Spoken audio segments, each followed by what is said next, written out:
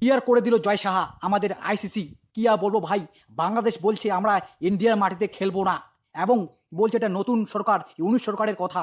বাংলাদেশ এই কথা বলছে ভাই, আমরা ভারতের মাটিতে খেলবো না, আমরা শ্রীলঙ্কাতে খেলবো। যেমন কি ভারত যে কাজটি করেছে চ্যাম্পিয়ন ট্রফিতে, কিন্তু তারা পাকিস্তানে খেলে নাই, তারা দুবাই খেলছে হাইব্রিড মডেলে। সেটাই বলতেছে আরেকবার এই বাংলাদেশ বলছে আমরা বাংলার মাটিতে বা কলকাতায় খেলবো না বা ইন্ডিয়াতে খেলবো না, আমরা খেলবো শুধু শ্রীলঙ্কা বা অন্য কোনো স্টেডিয়ামে, ভারতের মাটিতে খেলবো না।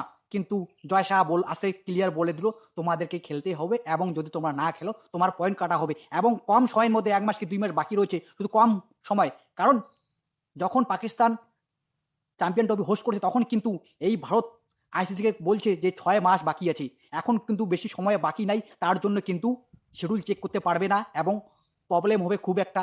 এখানকার টিমকে ওইখানকে দিতে লাগবে, খুব কম সময় আছে, তার জন্য জয় শাহ কিন্তু এই ডিসিশনটা নিয়ে নিল। এখন বাংলাদেশ সরকার কি করবে ভাই তোমরাই বলো।